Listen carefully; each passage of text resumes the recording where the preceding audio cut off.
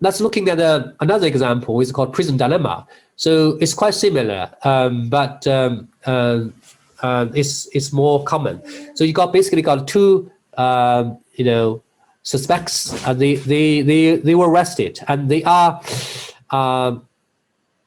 sort of questioned in a private, let's say, a separate room. And if either of them confess, then both would get a 1 year sentence, right? Because that the police don't have any evidence. And if one confesses, then other people would get 10 years, right? Because they're using this sort of evidence against another suspect. Then if both confessed, then 4 years in prison each. So you can again write down this normal form game as shown here in the screen. So in this case, let's say if you were one of the suspects, what are you going to do?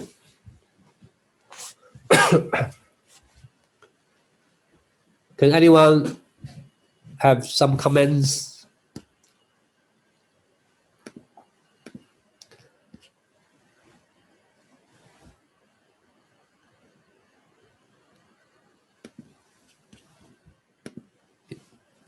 Can anyone comment? So okay, so let's look at that. Let's do some proper analysis. Okay, so suppose we are one of these suspect. Okay, we're looking at what happens. So let's say if this another suspect don't confess. Okay, just looking at this color. What should I do? If they don't confess, then I would certainly choose confess, because when I confess, I would sort of have reward 0, and then if I don't, I will get -1 penalty, right? So in this case, my best choice is confess. So if these suspects confess, in this case, I would confess. When I confess, I will get a -4 as a reward. And don't confess, if I don't do confess, I will get a -10 as a reward. Therefore, of course, I'm going to choose a -4 confess. So in this case, quite similar to the previous example, is that no matter what people do, no matter, I would be better off, right, by choosing confess. So this is going to symmetric, therefore the same case for another suspect. So let's look at the answer in the chat. Confession is better because you can't rely on other guy and assuming they think that's same as you will likely confess to, as is better off. Okay, yeah, confession. Yes, I think that's okay. So yes, so let's looking at these some of these sort of concepts. So the confession is the one that we said before, the strictly dominated strategy. You're gonna be dominate no matter what other people do.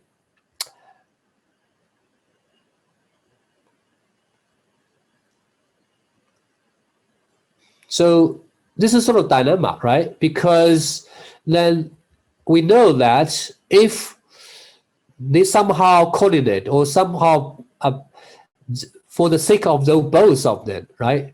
It perhaps don't confess is that is better off for both of them. So you can see that they're not in line with this sort of think about as a single agent, or think about as a one single person to make that decision. If you some guard to sort of calling them together, then you would come in with some sort of different sort of conclusion.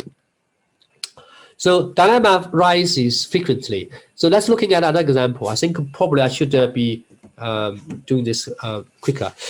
So this dilemma, same thing. If you say in athletes, they have two choices, whether they're going to using drugs or don't using drugs. And then you could have different kind of,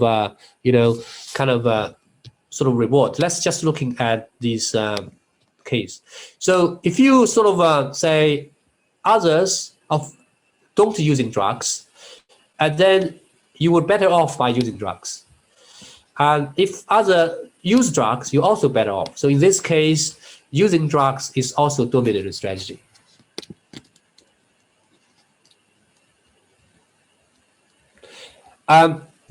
So let's do a bit of formal definition.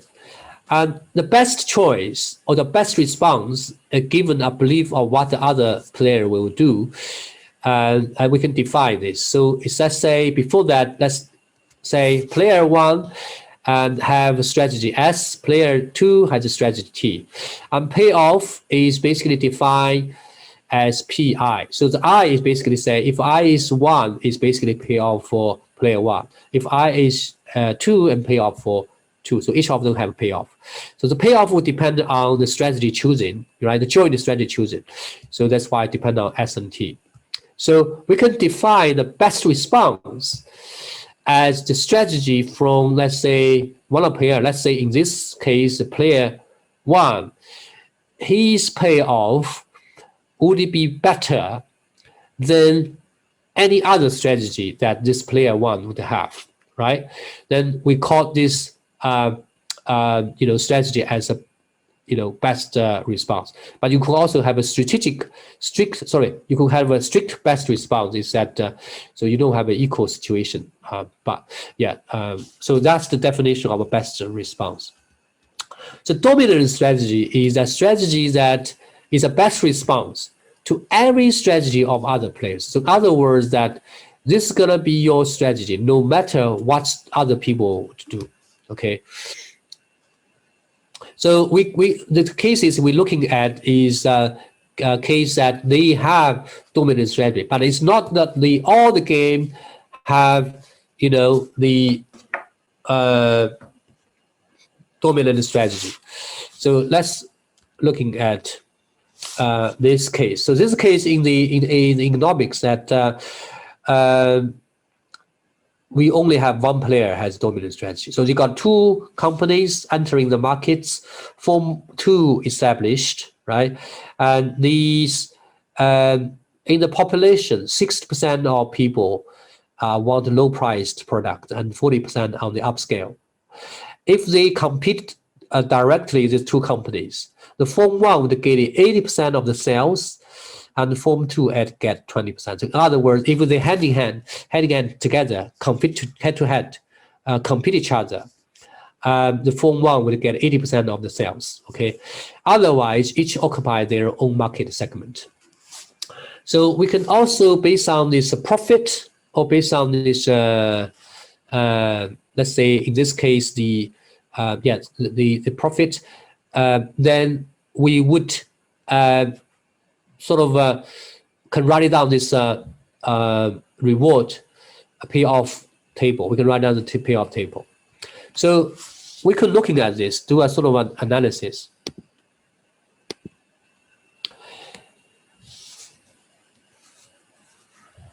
It seems that if this Form 2, okay, have decided to taking the market of the people who want to lower priced products, okay, then the Form 1 would be better off by also compete with them, right? Because the 48 is higher than 40.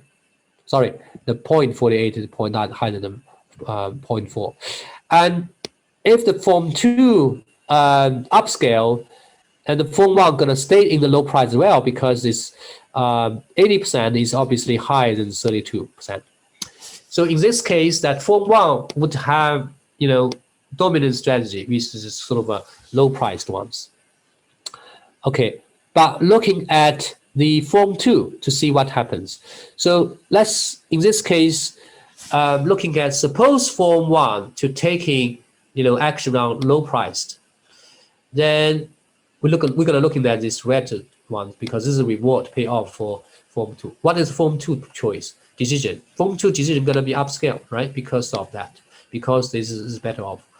But if Form 1 taking this upscale, then sort of Form 2 would better off by taking lower priced market, because 60% is higher than 8%. So you can see that in this case, form 2 doesn't have dominant strategy because they don't have a strategy that no matter what people do, they were better off choosing that, right? It really depends on the form 1's decision. So yeah, this is what I was trying to understand. However, you can see that, and we can still make a very good prediction. It's because of the fact that the form 1 that they have dominant strategy, you can always choosing this, because the form 2, rational, they also know the payoff from form 1. They can do sort of a rational analysis. They understand the form 1 gonna, in the end, taking low price action. Therefore, they would be better off of choosing upscale. So in this case, this is gonna be our prediction. Therefore, this is gonna be very stable, stable prediction. So this example is you actually show that you only have, it's not necessarily all the games have a dominant strategy. So then now we need to introduce sort of equilibrium. Remember, we have this best response, right? So what if either of the player have a dominant strategy, right? How can we make a prediction? How can we really reason about this game? So in one thing we can consider is that maybe if they best respond to each other, right? If the best respond to each other, maybe that kind of strategy, join the strategy together or join the action together, are also quite stable, as is something that's willing to do, because the best respond to each other. What does this mean? This means that nobody want to deviate from it, from that particular strategy action, join the strategy action. In that case, if nobody once they're there, they don't want to deviate from it, then it's relatively stable. Perhaps without dominant strategy, we still can make some kind of decision, form a kind of some kind of decision in the more general settings. So just looking at this, and so let's say got two players, but they have three actions. So let's just looking at this AA setting. So if you're looking at A, player 1's A, okay, let's say this is player 1, this is player 2. And the best result is basically A if the player 2 is also taking A, right? If you're looking at this is obviously 0, 0, 4, this is the best response. So if you're looking at this, okay, looking at player 2, when player 1 taking action A, you can also see this 4 is higher than 2, the choice of B, a choice of C, because they're all higher. And therefore, this 4, 4 is best response to each other, okay? So, but here, we're looking at this solution concept later, but looking at here is also B1 is the best response to player 2, but not the other way around. If you're looking at this is 1, right? But this is 2, therefore meaning that the player 2 would be better off of choosing C if the player 1 choosing B. So in this case, this one is best response, is player 1's best response, but not player B's best response. Equally can do that kind of analysis for this. So it turns out that in this particular game, you only have one sort of case, joint action case, that is the best response to each other. So the best response to each other is in fact called Nash equilibrium. It was developed by John Nash, 1950s, and he published a paper on that, really to formulate the concept. In fact, to prove prove this existence of the Nash equilibrium. So so that's looking at this sort of definition. For strategy S by player 1 and T by player 2, the pair S and T strategy or action pair is a Nash equilibrium. If S is a best response to T and T is best response to S, right? So looking at this particular example, this precisely this Nash equilibrium really talking about this, right? If you're looking at this, right, for player 2, This is highest. This is best response to player one taking action A. Equally, right? If player two take action A, what would be the best response for player one? Would be 4 in there, therefore action A as well. So therefore, this is Nash equilibrium. So the reason have Nash equilibrium is that no player in that kind of setting, if no player wants to unilaterally, right? When I say unilateral, meaning down only by one player, deviate to an alternative solution without talking to another.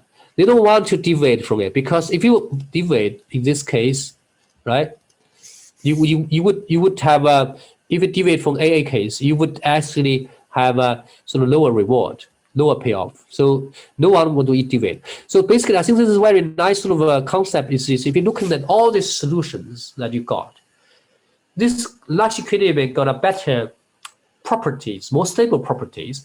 It's because they are best result to each other. Nobody want to unilaterally deviate from it, right? This is the beauty of this, Nash equilibrium. Let's look at an example. So this is sort of an example we just saw that this AA is a Nash equilibrium, as I sort of analyzed. So we can also looking at these coordination games. So in the coordination games, everybody receive the same reward. That's the definition of coordination games. Let's say the case that two of you, cooperate together to, for a project. You can choose either choosing PowerPoint or Keynote to make a presentation. Obviously, if you both are sort of, both using PowerPoint, then it would be easy for you to work together. If you one of them using Keynote, one of you using PowerPoint, it might be difficult. So, and you can see that PowerPoint is a Nash equilibrium. Just to verify this, okay? So let's looking at definition. Nobody want to deviate from it. Let's see player one, whether they want to deviate from it. And how can we look at it? See fixed player two, let's say PowerPoint. Okay, we're looking at it. Actually, they don't want to deviate from it because PowerPoint is better off. Okay, and then we're looking at if they don't want to deviate from it. Let's looking at suppose player one fixed it, right? Player one fixed it. We say player two, and this is their reward they got, and of course they don't want to deviate from it because is a little better off. So PowerPoint is a Nash equilibrium. However, the interesting of this is that they got a multiple Nash equilibria in this case. Is that Keynote is also Nash equilibrium. You can actually, do some analysis to find out. So that actually makes this Nash equilibrium kind of things much harder, because when you make a prediction, say, okay, maybe they both are using PowerPoint, or maybe they both using Keynotes, right? You don't really know which one would be. Both seems like equally probable, isn't it? So therefore, I wouldn't say probable. I would say, both seems like people have a tendency of, reach to that kind of agreement, because that nobody want to deviate from it, provided that other don't change it. But these things would make it difficult to predict, as I said, right? So relatively stable, right? The things that we sort of define, like dominant strategy or things, but equilibrium, Nash equilibrium is less stable than dominant strategy, because you actually depend on others. Some cases you have a multiple choice, right? So therefore, actually difficult to make a decision, make a prediction about the behavior from it, and particularly have a multiple Nash equilibria. So equilibrium selection is very important, concept, and also problems in the game theory sort of literature is still quite active, research area. So the let's have a formal definition of this. What do we mean by game? So in this case, the game is defined by sort of three elements, right? First is that you got a set of players, and each player has a set of options that we called action or strategy. And then for each choice of join strategy, and each player receive a payoff for the game. So mathematically, we could define as players, as indexed by I from 1 to n, and we using S, capital S, to denote strategies space or the set of strategies. And for I, right, you could allow them to have a different set of strategies for each of the players. And then this joint lowercase s represent this chosen actions from the set. So let's say S1 for player 1 to Sn to player n. You have this combination of strategy or joined strategy or actions. Given that, then you would, for each of them would have a payoff, right? So you got this combination of these actions. Then you can have a payoff for each of the players. Of course, in the two action case is the one that we show previously, can summarize this payoff as a matrix game. As a matrix. That's why we call it a matrix game. So a typical and formally we call this finite, a normal form game. Finite means that you have a fixed, this limited number of action to choose, and they are discrete action. And strategic means that you need to take into account the other people's action. So they got n player, specify the player's strategy space and utility. So overall, you have a the number of these strategies space, let's say, and the utilities, and you create this a game and player game. So the dominated strategy is that no matter what other people do, right? No matter what other people do. So let's specify here, no matter what other people do. You could do any strategies from others. You, as I prime, would be your dominant strategy against the other or other alternatives. So that's the definition of this dominant strategy. The Nash equilibrium is that you can think about this, that is not all these let's say strategies, but rather in this Nash equilibrium, let's say suppose you got this optimal strategy, joint optimal strategy or joint action, and nobody want to derail from it. So in other words, you have everything in this Nash equilibrium, all these actions, and you have your alternative solutions. As long as others won't change, right? You will be better off by stick in the equilibrium, but stick the action in the equilibrium. You don't want to deviate from it. So you can also write it down in the sort of a maximization form. They said the other people in this equilibrium, then if you maximize your sort of rewards, then you would get your sort of your strategy in that space. Okay, so that's the formal definition of it. So let's looking at the various of few former games. So you got this battle of sexes game. Suppose you and your girlfriend and boyfriend try to sort of watch rent a movie to watch, right? And if you like romantic and you sort of maybe your boyfriend like a thriller or the other one, then sort of you have a dilemma choosing which one you're gonna watch, right? Then again, you would have two equilibria. But which one gonna play? Okay, perhaps you have to sort of take the opinion from your girlfriend, because otherwise there might be a trouble. So maybe the social custom is the one that you should follow, rather than rationality. But the point here is what I try to emphasize is that you might have a multiple equilibria, right? If you have a multiple equilibria, perhaps you need to have additional criteria so that you can make a formal decision. So this additional criteria could coming from the social conventions, could be coming from some other things that you could come up with. So also have this stack counts kind of case. The interesting of this is that the equilibrium is in the diagonal case, right?